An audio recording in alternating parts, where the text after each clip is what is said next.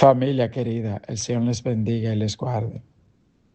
Gratitud es una expresión que muestra verdadero arrepentimiento.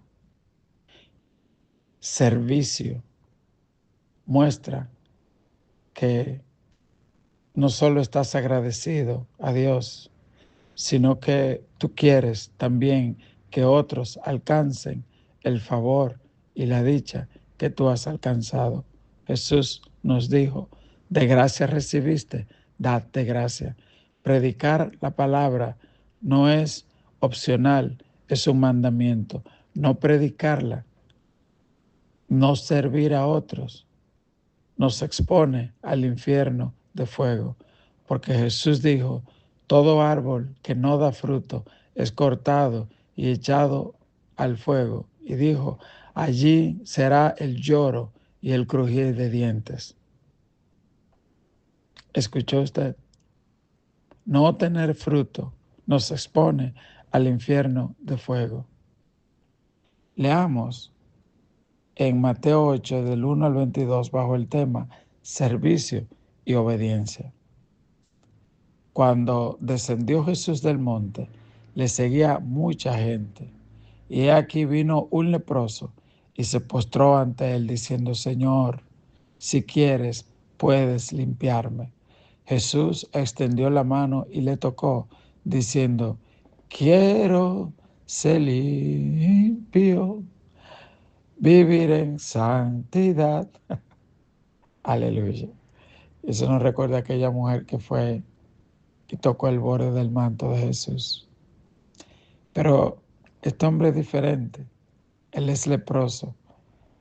Él no tenía nadie que lo lleve donde Jesús como aquel paralítico que lo llevaron.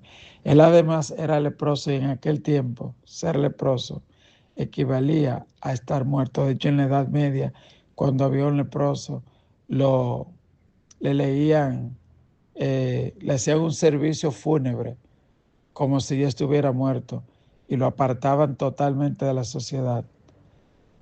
La persona no solo moría socialmente, sino también era visto como que murió espiritualmente. Veían la lepra como una maldición. Los rabinos de los tiempos de Jesús, hay registros históricos que dicen que ellos se gloriaban de cuán mal trataban a los leprosos.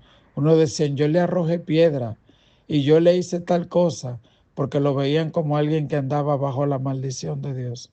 Sin embargo, este hombre supo que Jesús era diferente y que podía acercarse donde él.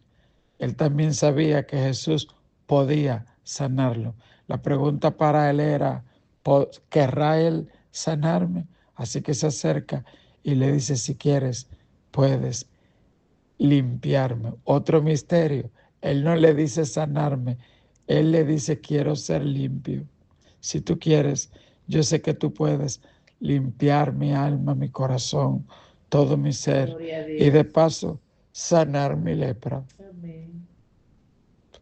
Jesús le dice, sí quiero. Y no solo da la palabra de sanidad, sino que va y le toca.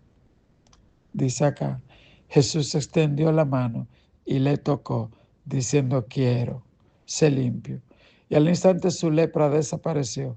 Entonces Jesús le dijo, mira, no lo digas a nadie, sino ve, muéstrate al sacerdote y presenta la ofrenda que ordenó Moisés para testimonio a ellos.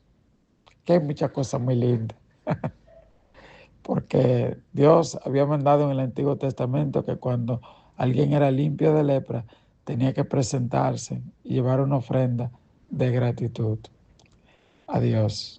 Y Jesús le dijo, ve y hazlo. Y aquí hay muchas cosas. Jesús le está diciendo, la gratitud es importante, por un lado. Por el otro lado, Él le está diciendo, eres un hombre limpio, sanado, restaurado, ¿viste? Yo te toqué, te acepté. Ese hombre sabe Dios cuánta gente lo habían rechazado. Sabe Dios cuánta gente están oyendo este devocional que han sido rechazados, heridos, puestos a un lado. Pero es importante saber que hay una mano que fue clavada en la cruz, que está siempre dispuesta para tocarnos, para sanarnos, para levantarnos, como Pedro cuando se hundía en el mar y aquella mano estuvo dispuesta a levantarlo. Hoy esa mano se extiende para ti. Dice la Biblia que le dijo Jesús, ve y muéstrate, porque ahora él podía ir donde el sacerdote. Y tal vez aquellos sacerdotes, rabinos, que sabe Dios ese mismo hombre, lo habían rechazado, de repente lo veían limpio y tenían que recibirlo y tenían que declararlo limpio ante la sociedad y tenían que decir, no sé lo que pasó, solo sé que era leproso. Según él tuvo un encuentro con Jesús, no sé cómo pasó, pero sé que está limpio. ¿Usted se imagina? Los mismos incrédulos, los mismos que no querían saber de Jesús, ahora estaban testificando. Dios va a hacer lo mismo contigo. Las personas que tal vez hoy te han rechazado, criticado, menospreciado. Tal vez Dios permite esas cosas porque Dios mismo lo pondrá para testificar. ¿Por qué le digo esto? Porque yo recuerdo de pequeño que cuando llegó el primer evangélico que yo vi en mi vida, a mi pueblo, se llamaba el hermano Zuna. Yo me burlaba. Yo era uno de los que me burlaba de sus coros. El hermano Zuna llegó allá con un megáfono, solo. Se subía sobre una tarima improvisada. Supongo que él reunió alguna tabla y alguna cosa, porque él no llegó en camioneta ni nada para cargar con nada y sencillamente empezaba a predicar. ¿Cuánto nos falta hoy en día? ¿Cuántas comodidades, luces, cámaras, efecto, acción para ir a un lugar a predicar? Y este hombre sencillamente se apareció allá y marcó ese pueblo y hasta el día de hoy, cuando lo recuerdo, solo puedo dar gracias a Dios por él. El hermano Zuna también sanó mucho leproso, porque la lepra es símbolo del pecado. La lepra entraba y esa enfermedad duraba alrededor de 20 a 30 años hasta que terminaba matando a la persona. Primero le quitaba la sensibilidad, luego las manos se encorvaban y se doblaban que parecían garras y daban un aspecto eh, horrible en la víctima. Luego empezaban a caérsele los pedazos de dedos, oreja, nariz. Eventualmente se le caía un brazo completo, una pierna completa, hasta que la persona moría. Eso mismo hace el pecado. Parece que no, la gente es enseguecida y aún le predican, no quieren aceptarlo, porque hay grandes escamas que tienen que caerse. Señor, oro en esta mañana para que tú estés removiendo, quitando toda escama en esta mañana, como tú visitaste a Saulo y aquellas escamas se cayeron. Que si tú estés quitando toda escama, Señor, toda escama, Padre, que hace que aquella lepra se mantenga. El hombre sabía que él tenía una necesidad. Dice el verso 5. Entrando Jesús en Capernaum, vino a él un centurión rogándole y diciendo, Señor, mi criado es postrado en cama, en casa paralítico. Déjeme decirle algo también que me encantó del leproso. Es que dice la Biblia que él vino y se postró y le dijo, Señor, él adoró. En mi proceso te adoraré. Siempre has sido fiel. Por eso yo te adoraré en la prueba, te adoraré. El leproso y con todo su problema adoró y luego le llamó Adonai, que es la palabra que los hebreos usan para referirse a Jehová, Señor. Ellos como no pronuncian el nombre de Dios, usan la palabra Adonai. Y él se postró y le dijo Adonai.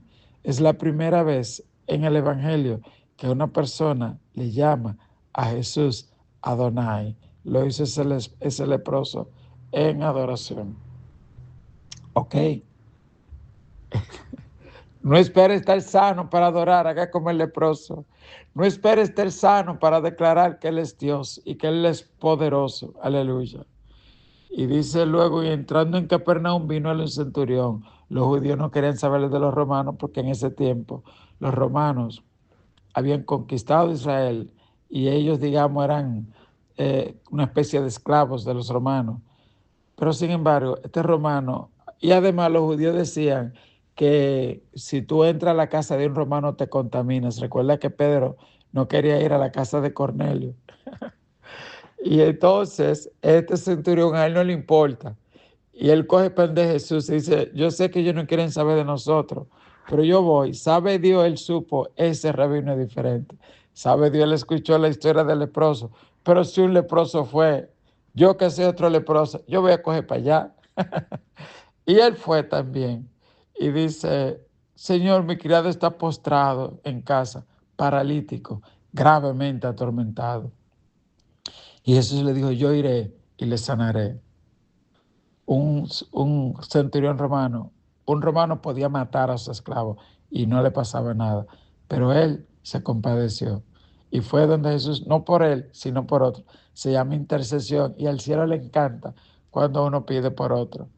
Respondió Jesús y dijo, yo iré y le sanaré. Y dijo el centurión, Señor, otra vez le dice, Señor, yo no soy digno de que entres bajo mi techo.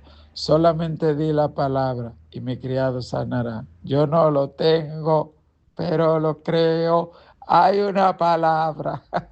Solo di la palabra y sanará, porque también yo soy hombre bajo autoridad y tengo bajo mis órdenes soldados. Y digo a este ve y va, y al otro ven y viene. A mi siervo, haz esto y lo hace. Al oírlo Jesús se maravilló y dijo a los que seguían, de cierto os digo que ni en Israel he hallado tanta fe.